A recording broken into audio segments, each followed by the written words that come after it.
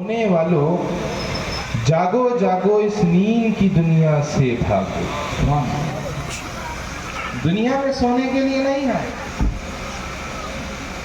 دنیا میں سو جاؤ گے تو پھر ہر جگہ جگنا پڑے گا، اور دنیا میں جگ جاؤ گے تو ہر جگہ آرام سے سو۔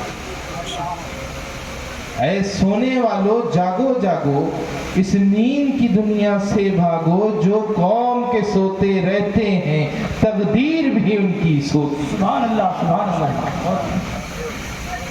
اب آپشن آپ کے پاس، اس دنیا میں سو کر کے قبر سے حشر کی منزل تک جتنے پڑاؤ ہیں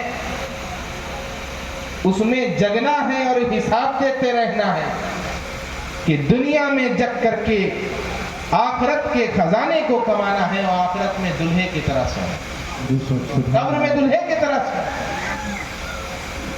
تو آج اس مجلس میں بھی اس کا ایک چھوٹا سا ٹیسٹ ہو جائے گا، آپ کتنا بیدار ہیں۔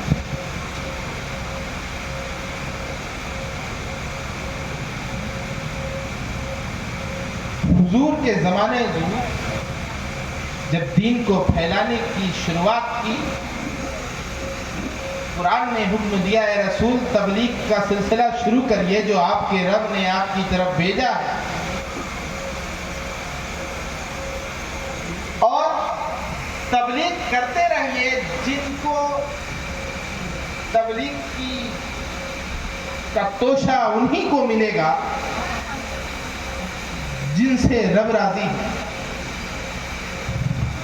آپ یہ نہ سوچیں کہ سامنے والا کیا کرے گا، قبول کرے گا کہ نہیں کرے گا، سمجھے گا کہ نہیں، آپ تبلیغ کرتے رہیں۔ اللہ کے رسول نے اسی حکم پر عمل کیا اور تبلیغ کا سلسلہ شروع کیا مکہ سے مدینہ، اور ایسے ہی پورا دین پوری دنیا میں پھیلا۔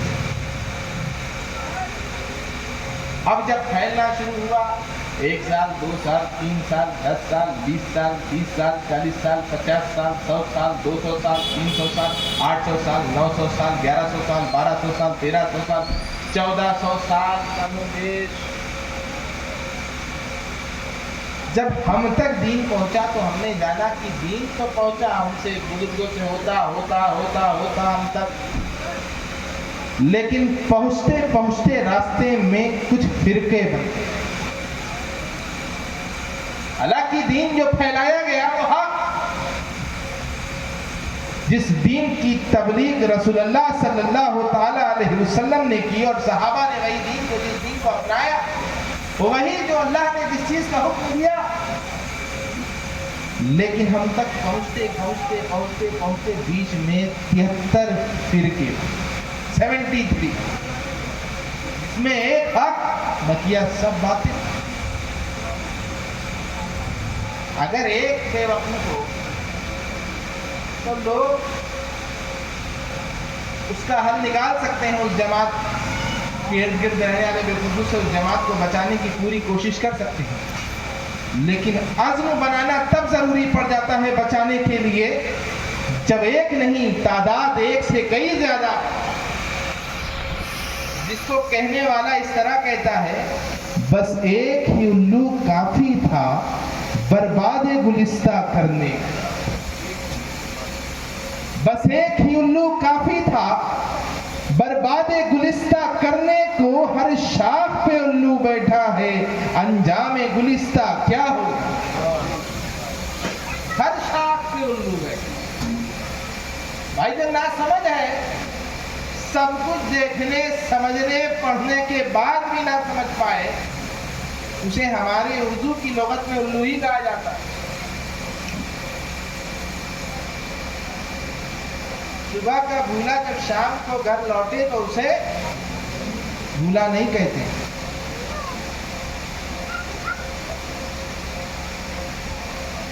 یہ 73 فرقوں، 73 حصوں میں بٹنے والے جو فرقے ہیں، ان میں سے ایک حق، وہ کیا ہے؟ اہل سنت والجماعت۔ ایک ایسی بھی جماعت تھی جس نے کہا اصحاب العدل والتوحید ہے، معتزلہ کہلاتی ہے وہ جماعت، عدل اور توحید کی بات کرنے والی۔ ایک جماعت ہے جس نے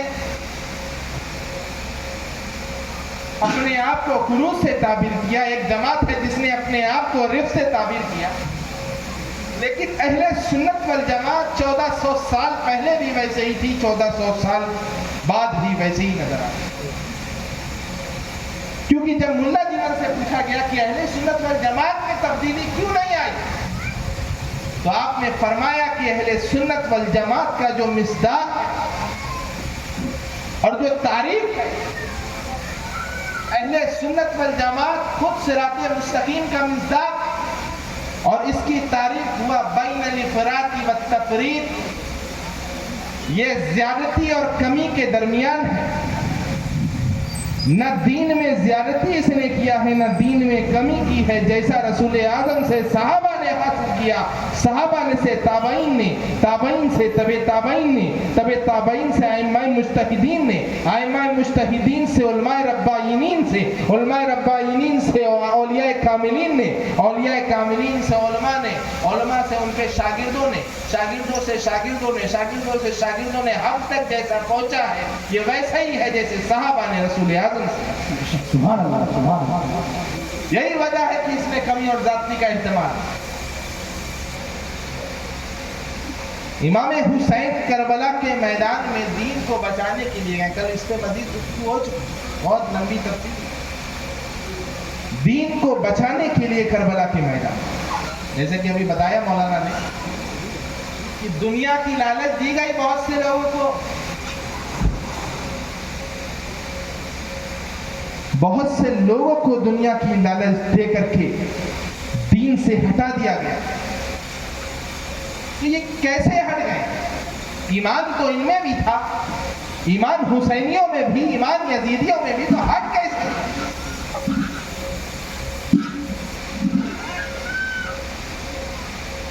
سب سے اہم چیز جو تمہارے درمیان وہ ہے نگاہ مصطفیٰ، اور مصطفیٰ کی نگاہ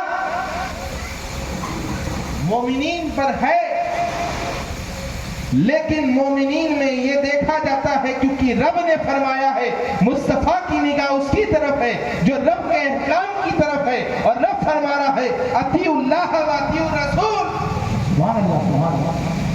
اللہ اور اس کے رسول کی اطاعت کرو اور صبر و استقامت کو جمع کرو، اور جمع کرنے کے بعد آدم سے لے کر کے عیسیٰ تک کو دیکھو، اور دیکھنے کے بعد ان کی امتوں میں اچھوں کو بھی دیکھو، بروں کو بھی دیکھو، اور اچھے اور برے میں امتیاز کرنے کے بعد جب رسول آدم کی بارگاہ میں ہدیتاً تحفتاً اپنے ادب کو پیش کرو تو جانو کہ مصطفیٰ جان رحمت کی ذات کیا ہے۔ جب ادب کے ساتھ، محبت کے ساتھ بارگاہ رسالت میں پیش ہوگے تو مصطفیٰ جان رحمت کی نگاہ رحمت تم پہ پڑے گی، اور جب نگاہ رحمت پڑ جائے تو ایک مصطفیٰ کو قتل کرنے والا نکلا قتل کے ارادے سے، ارادہ قتل کا تھا، نکلا ہے، لیکن دل میں بغض مصطفیٰ نہیں، کفر کی اندھیری، کفر کی تاریکی میں ڈوبنے کی وجہ سے مصطفیٰ کو جب قتل کرنے کے لیے ہاتھ میں تلوار کو لے کر نکلا، لیکن کیونکہ رب کو کچھ اور منظور، مصطفیٰ کی رضا کسی اور چیز میں ہے، مصلحت کچھ اور ہے، مصطفیٰ کی بارگاہ کی طرف بڑھا، ادھر مصطفیٰ جانے رحمت نے دروازے کو کھولنے کا حکم دیا، ادھر اس کا دل کا دروازہ کھل گیا، نگاہ مصطفیٰ اس پر پڑی، دنیا نے دیکھا کہ یہ عمر جو مصطفیٰ کو قتل کرنے کے لیے کے ارادے سے آ رہا تھا، جب نگاہ مصطفیٰ پڑی تو اسی عمر کو مصطفیٰ نے فاروق اعظم بنایا۔ تو پتہ چلا سارا کھیل نگاہ مصطفیٰ کا ہے۔ اگر نگاہ مصطفیٰ نہ ہو تو کوئی کچھ نہ ہو، इमाम हुसैन हैं, शोहदा के इमाम हैं। कब हैं? जब पैदा हुए तब। गौसे आजम है। कब हुए? जब पैदा हुए तब। हजरत बायजीद बस्तानी औलिया के इमाम कब? जब पैदा हुए तब। इमाम आजम अबू हनीफा आइम्मा मुज्तहिदीन के इमाम कब? जब पैदा हुए तब। गरीब नवाज गरीबों के इमाम, गरीब नवाज कुतुबों का इमाम कब? जब पैदा हुए तब। मखदूम पाक कब इमाम हुए? जब पैदा हुए तब। मखदूम का दर्जा मिला पैदा होने के बाद। पता चला कि आपको ये दर्जात मिले हैं पैदा होने के बाद। पैदा होने से पहले कोई आप कह सकते थे वो गौसे आजम है, वो गरीब नवाज है, वो कुतुबे बख्तियार काकी है, वो बाबा फरीद गंज शकर है, वो निजामुद्दीन औलिया है, ये सुल्तान असरफ जहांगीर सिमरानी है, वो अलाउल हक पंडवी है, वो गरीब नवाज है, वो गौसे आजम है, वो इमाम आजम है, वो इमाम शाफई है, वो शहीद आजम है, वो शहीद अकबर है, वही मुजद्दिद अल-फैसानी है। पता चला जब पैदा हुआ था तो पता चला कि पैदा होने के बाद जो इनके अंदर ये किरदार और ये अखलाक पैदा हुआ, इसमें निगाहे मुस्तफा का रोल है। अब देखिए, एक बच्चा जब पैदा होता है और विलायत के इस मकाम तक पहुंचता है तो हम बच्चों को तो याद रखते हैं, उस बच्चे की बचपने को याद रखते हैं, उसकी जवानी को याद रखते हैं, उसके बुढ़ापे को याद रखते हैं, उसके अफाल को याद रखते हैं, उसकी करामत को याद रखते हैं, लेकिन भूल जाते हैं कि उसी बच्चे को संवारने में दुनिया में एक माँ का किरदार है। इमाम हुसैन करबला के मैदान में सब्र और इस्तिकामत पर कायम, यजीदी सारी दौलत सारी चीजें दिखा रहे हैं। आ जाइए हमारी तरफ, आपको गवर्नर बना दिया जाएगा, आ जाइए हमारी तरफ, आपको बादशाहत दे दी जाएगी, आ जाइए हमारी तरफ, आपको दौलत दे दी जाएगी। लेकिन इमाम हुसैन का कदम न डगमगाया, न ही उनका ख्याल में कोई कुछ और आया। दीन ही दीन है, ऐसा कैसे? तो चलो देखो इमाम हुसैन की माँ कौन? सुभान अल्लाह। तो चलो रसूल आजम से ही पूछते हैं कि हज़रत फातिमा ज़हरा की कोई ऐसी फजीलत मालूम हो जाए कि एक ही फजीलत एक ही कौल से हम उनकी पूरी जिंदगी को कयास कर लें। तो जब रसूल आजम से पूछा गया हज़रत फातिमा ज़हरा के ताल्लुक से, तो आप फरमाते हैं फातिमा तो बुज़अतु मिन्नी, फातिमा तो बुज़अतुन मिन्नी, फातिमा मेरे जिस्म का टुकड़ा है। और रसूल आजम के जिस्म में कोई ऐब नहीं, हर ऐब से पाक।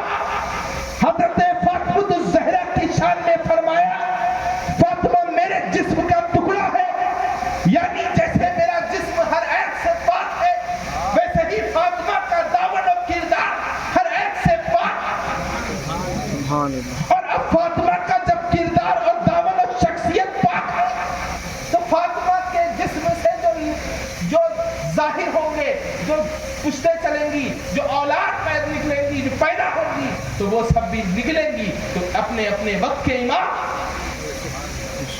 और आगे रसूलुल्लाह सल्लल्लाहु अलैहि वसल्लम फरमाते हैं कि फातिमा मेरे जिस्म का टुकड़ा है, जिसने फातिमा को नाराज किया गोया उसने मुझे ना। चलो हज़रत अबू बकर सिद्दीक का फॉर्मूला अपनाते हैं। आप कहते हैं कि हर कलाम एक जुमले के दो रुख होते हैं, एक बात के दो रुख होते हैं। जैसे कुरान की आयत की एक तफसीर के दो रुख होते हैं, एक रुख ज़ाहिर, एक तफसीर बातिन।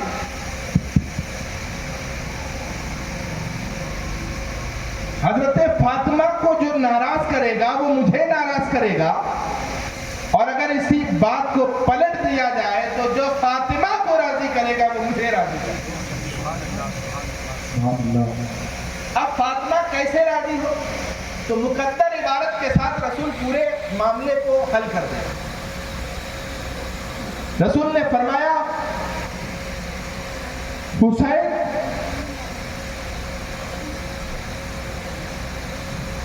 मुझसे है, हुसैन मुझसे है बवास्ते اور فاطمہ کو راضی کرنا مجھ کو راضی کرنا ہے. اور رسول فرما رہے ہیں حسین مجھ سے ہے، اور ایک جگہ فرما رہے ہیں فاطمہ میرے جسم کا ٹکڑا. اور اس حدیث میں رسول فرما رہے ہیں حسین مجھ سے ہے. احب اللہ من احب حسین، اللہ اسے سے محبت کرتا ہے جو حسین سے محبت کرتا ہے. فاطمہ میرے جسم کا ٹکڑا ہے، جو فاطمہ سے محبت کرتا ہے وہ مجھ سے محبت کرتا ہے، اور جو حسین سے محبت کرتا ہے وہ فاطمہ سے محبت کرتا ہے، جو فاطمہ سے محبت کرتا ہے وہ مجھ سے محبت کرتا ہے. اور ایک ہی حدیث میں یہ دو عبارت کو محذوف کر کے ڈائریکٹ اول اور آخر کی بات کرتے ہیں کہ جو حسین سے محبت کرتا ہے اللہ اس سے محبت کرتا ہے. پتہ چلا امام حسین سے محبت، خاتون جنت سے محبت، اور خاتون جنت سے محبت رسول اعظم سے محبت، اور رسول اعظم سے محبت خدا سے محبت. اے خدا تو ہی بتا کہ تجھ سے کیسے محبت کرے. تو قرآن سے پوچھا جائے کہ خدا سے کیسی محبت کی جائے تو خدا فرماتا ہے کیسی محبت کری جائے. اگر یہ جاننا چاہتے ہو تو جان لو جب اللہ سے محبت کرنا ہو تو اشد حبا للہ، اللہ کی محبت تمہارے کلیجوں میں ایسی ہو کہ اتنی اشد ہو کہ اس کی محبت کے جیسے کسی کی محبت. بے شک، سبحان اللہ سبحان اللہ. پتا کیا چلا؟ ساری محبت ایک دوسرے سے جڑی ہے، لازم اور ملزوم کی نسبت رکھتا. امام حسین کی محبت اگر ہے تمہارے دل میں تو رب کی محبت ہوگی، مصطفیٰ کی محبت ہوگی، فاطمہ الزہرا کی محبت ہوگی.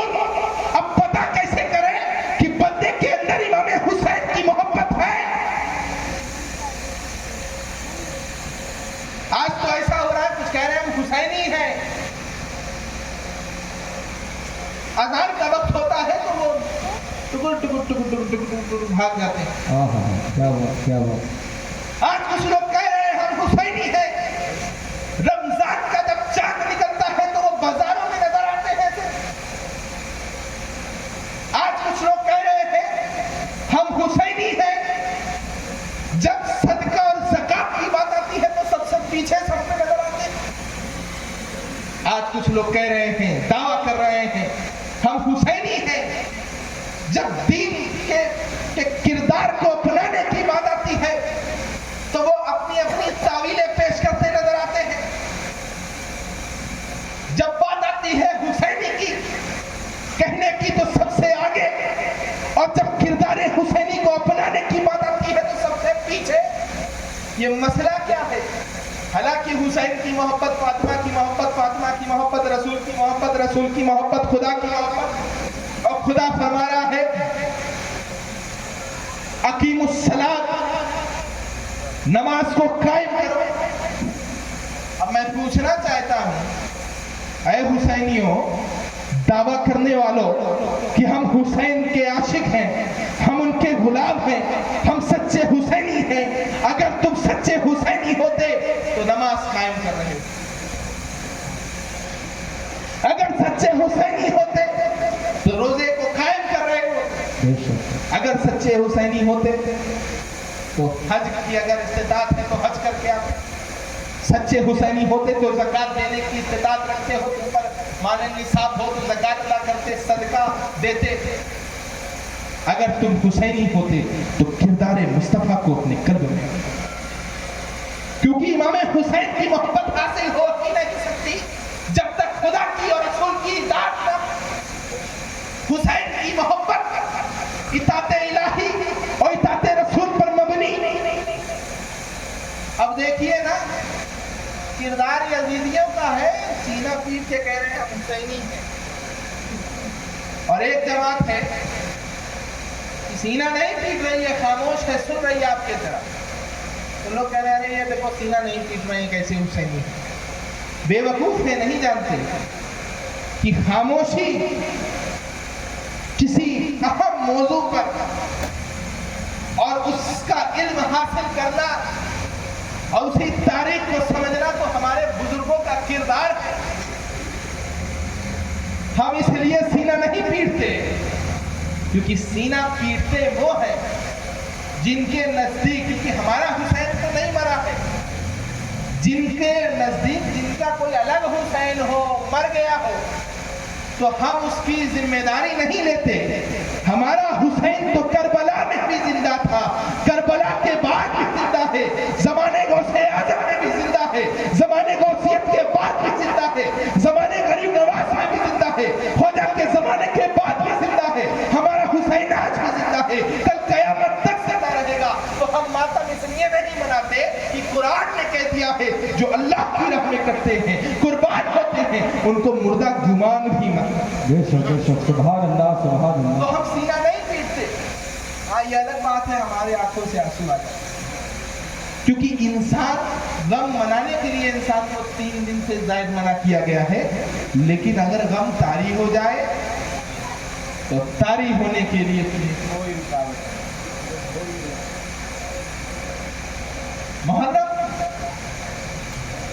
محرم کسی ایک صرف رسم کا نام نہیں ہے۔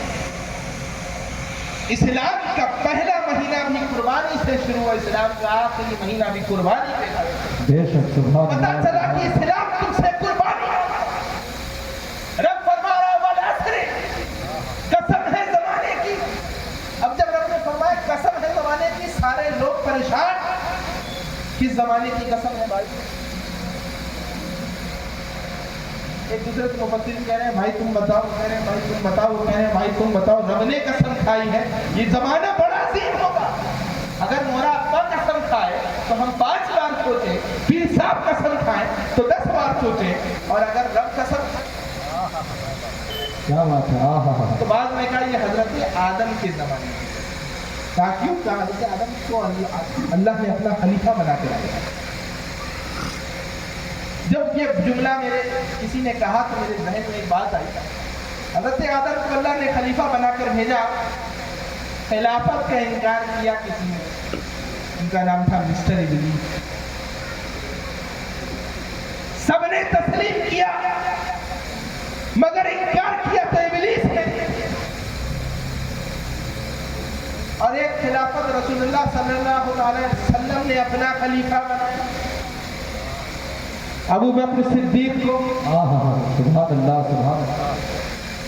جب ان کو بنایا تو بھی لوگوں نے انکار کیا، تو پتہ چلا یہ معاملہ پہلی بار نہیں ہے، یہ ان کے پہلے بھی کیٹیگری کے لوگوں نے ایسا کام کیا۔ حضرت آدم کی خلافت کا انکار ابلیس نے کیا، اور حضرت ابو بکر صدیق کی خلافت کا انکار ابلیس نے۔ دونوں آپس میں ہم مثل ہیں، بس برادری سیم ہے، ملت ہے یہ انسان ہے، ورنہ خصلت ایک۔ اور یہی خلافت جب بات امامت کی آئی تو آدم علیہ السلام کا انکار کیا ابلیس نے، لوگوں کی امامت ابراہیم علیہ السلام کو ملی، انکار کیا نمرود نے، رسول آدم کی امامت کا انکار، رسالت کی انکار ابو جہل نے کیا، حضرت ابو بکر صدیق کی خلافت کا انکار قبیس نے کیا، اور امام حسین کی شہادت کا انکار یزید نے کیا۔ یزید تو یہ مانتا تھا کہ یہ مر گئے، شہید کہاں مانتا؟ تو پتہ چلا برادری لوگوں کی الگ ہو سکتی ہے انکار کرنے میں، لیکن کیٹیگری ہے، منشا اور فکر ہے، سب کا نتیجہ ہے، سب کا نتیجہ جہنم بڑا وسیع بنایا ہے رب نے انکار کرنے والوں کی۔ اور الحمدللہ یہ ہمارا مقدر ہے کہ ہم انکار کرنے والے نہیں، ہاتھ اٹھا کے کہیں کیا ہے ہم حسینی اقرار کرنے والے، سبحان اللہ۔ ہم اقرار کرنے والے، انکار کرنے والوں کی کیٹیگری دیکھ لی ہے، بیٹھے ہیں ہم انکار کر کے دیکھیں کیا ہوتا ہے، تماشا دیکھنے کے لیے بیٹھے ہیں۔